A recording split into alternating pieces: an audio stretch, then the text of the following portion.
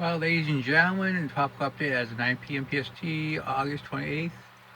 And we have history. The strongest system so far north and pressure in recorded history, 926 millibars, Franklin. It had 130 knot winds, moving northward at 9 knots. I turned to the northeast expected on Tuesday. There's a steady increase in forward speed, and it turns more or less east northeastward afterwards. We can show you the model. First the track. It takes it north of uh, Bermuda. It should be coming actually tropical by Friday. And this is aligned with the models. Yep, a very powerful tropical system in the North Atlantic.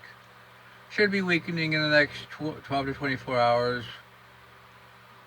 Below major hurricane by 48, then probably a tropical storm by 96, becoming extratropical. Um, really, this is past its prime, but still, wow. Look at that eye, well, man, history. Yeah, we kind of found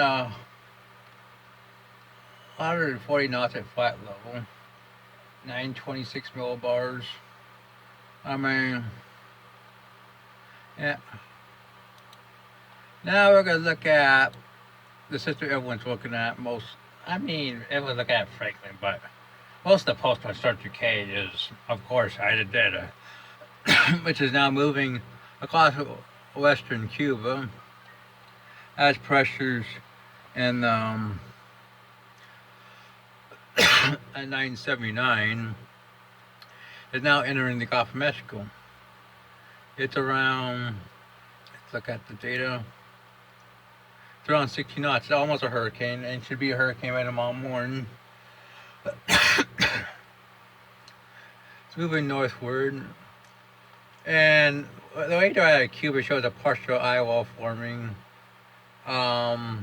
It's really near hurricane strength. It's moving at 7 knots to the north, and it should be steered northward along the western side of a mid-level ridge, then turn northeastward due to a trough to its northwest. Then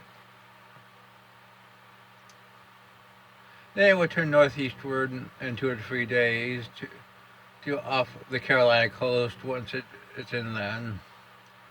And interestingly, some of the models actually take it southward. For fuck's sake, like Ivan. I mean, conditions look very favorable in the Gulf of Mexico. They're forecasting 105 knots. We can show you the models for this. First, the track. They forecast a major hurricane into Cedar Key. Fuck. That line was the models. Why didn't you? Pretty good consensus. GL's neighbors, 40 hours, had it inland. Then keeps it out inland more. But then a lot of neighbors for south, even southwestward, back towards Florida. I remember Ivan doing that. It's possible. Well, most of the models show Cat 2. I wouldn't be surprised if it stays a Cat 2. My forecast is for 90 to 95. Most likely. Most likely. But I wouldn't be surprised because of major either. There's our system. Here's Irwin, which is still a 40 knot tropical storm.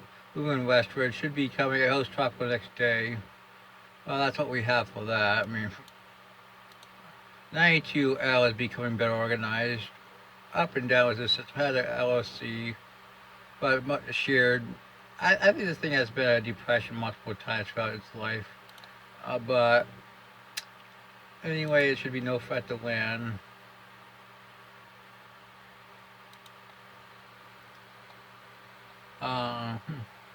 Should move northwestward. Really no strengthening likely. But who knows, maybe a quick depression. Anyway, 90C has formed. should move. Here's a picture of it.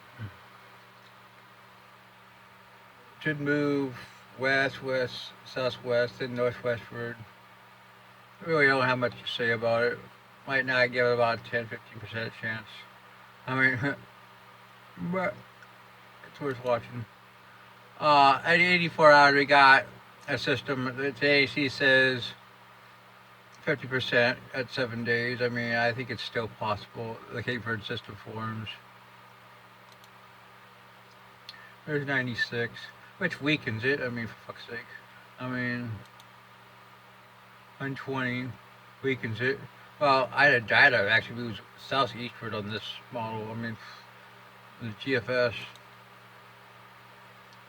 It doesn't even show the Caribbean system night. I wouldn't be surprised if this Cape Verde system is just like 92L and quite a few other systems. I mean, I don't have much hope for it. But it does have quite a bit of consensus in the models, which is interesting. Let all the models show it. I mean, so it's worthy of respect. Models pretty much killed off any chance of development of a Caribbean system. Well, that's your truck update for tonight.